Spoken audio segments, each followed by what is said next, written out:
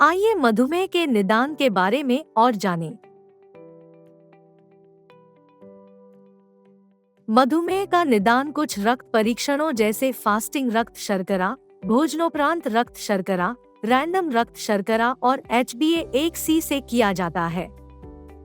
Fasting रक्त शर्करा वह स्तर है जब व्यक्ति ने 8 से 12 घंटों तक पानी के अलावा कुछ भी खाया या पिया न हो। यदि फास्टिंग रक्त शर्करा 70 से 100 मिलीग्राम डेसीलीटर के बीच है तो यह सामान्य है। आप अन्य महत्वपूर्ण मापदंडों की जांच के लिए आगे बढ़ सकते हैं। यदि चीनी लेने के बाद भी रक्त शर्करा का स्तर 70 मिलीग्राम डेसीलीटर से कम है या यदि रोगी में लक्षण हैं जैसे चिड़चिड़ापन, पसीना आना या कंपकंपी, या रोगी का रक्त शर्करा 200 मिलीग्राम प्रति डेसीलीटर से अधिक हो, तुरंत अस्पताल रेफर करें और बाद में CHE रोगी द्वारा आहार, व्यायाम और उपचार के पालन पर ध्यान दें। यदि बिना किसी लक्षण के रक्त शर्करा का स्तर 70 मिलीग्राम प्रति डेसीलीटर से कम है तो रोगी को चीनी दें और 15 मिनट के बाद दोबारा जांच करें। अब यदि रक्त शर्करा सामान्य सीमा में है तो टेली परामर्श के लिए समय निर्धारित करें। रक्त शर्करा 100 से अधिक और 200 मिलीग्राम प्रति डेसीलीटर के बीच है तो रोगी को टेली परामर्श लेना चाहिए। भोजन करने के 2 घंटे बाद रोगी के रक्त शर्करा के स्तर में वृद्धि की जांच करने के लिए भोजनोपरांत रक्त शर्करा परीक्षण किया जाता है। रैंडम रक्त शर्करा। रैंडम रक्त शर्करा का मतलब दिन में किसी भी समय किसी व्यक्ति के रक्त शर्करा के स्तर को मापना है। यदि रैंडम रक्त शर्करा 120 से 200 मिलीग्राम प्रति डेसीलीटर के बीच है तो यह सामान्य है। आप अन्य महत्वपूर्ण मापदंडों की जांच के लिए आगे बढ़ सकते हैं। यदि यह 250 मिलीग्राम प्रति डेसीलीटर से ऊपर है तुरंत अस्पताल रेफर करें और बाद में CHE रोगी द्वारा आहार, व्यायाम और उपचार के पालन पर ध्यान दें। यदि यह 200 से 250 मिलीग्राम प्रति डेसीलीटर के बीच है आपको रोगी को सचेत करना चाहिए और स्वास्थ्य परामर्श का समय निर्धारित करना चाहिए। HbA1c test. यह रक्त परीक्षण पिछले 3 महीनों के औसत रक्त शर्करा स्तर को दर्शाता है। HbA1c रिपोर्ट का मूल्यांकन डॉक्टर द्वारा किया जाएगा। रिपोर्ट के साथ टेली हेल्थ कॉल शेड्यूल करें और डॉक्टर के निर्देशों का पालन करें। प्रीडायबिटीज एक ऐसी स्थिति है जहां आपका रक्त शर्करा उच्च है लेकिन इतना अधिक नहीं है कि इसे टाइप 2 मधुमेह माना जाए। सामान्यतः मधुमेह किसी भी उम्र में हो सकता है।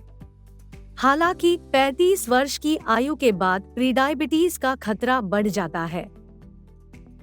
टाइप 2 मधुमेह की शुरुआत की रोकथाम के लिए जीवन शैली में बदलाव जैसे आहार, व्यायाम और दवाओं का उपयोग किया जाता है।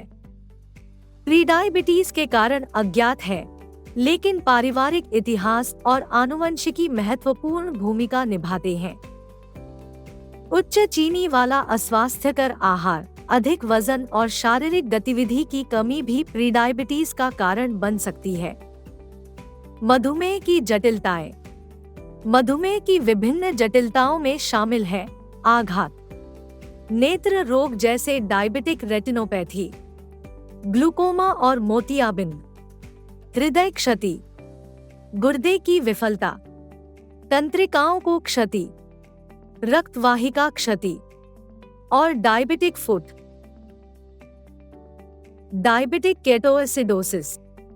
यदि 250 मिलीग्राम प्रति डेसीलीटर से अधिक रक्त शर्करा का स्तर अनुपचारित छोड़ दिया जाता है तो यह डायबिटिक केटोएसिडोसिस नामक जीवन घातक जटिलता का कारण बन सकता है। इस स्थिति में शरीर रक्त शर्करा के स्तर को कम करने के लिए पर्याप्त इंसुलिन का उत्पादन करने में असमर्थ होता है।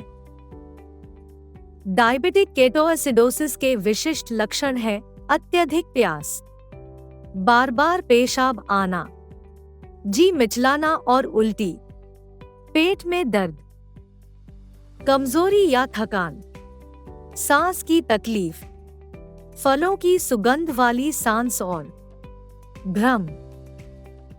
यदि रोगी में एफबीएस 200 मिलीग्राम प्रति डेसीलीटर से अधिक और आरबीएस 250 मिलीग्राम प्रति डेसीलीटर से अधिक है, तो रोगी को आगे के उपचार के लिए अस्पताल में रेफर करें और बाद में सीएचए को आहार, व्यायाम और उपचार के पालन पर ध्यान देना चाहिए।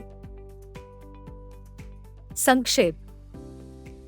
मधुमेह का निदान कुछ रक्त परीक्षणों से किया जाता है, जैसे फास्टिंग शर्करा, भोजनोपरांत शर्करा, रैंडम रक्त शर्करा और HbA1c। HbA1c परीक्षण पिछले 3 महीनों के औसत रक्त शर्करा स्तर को इंगित करता है।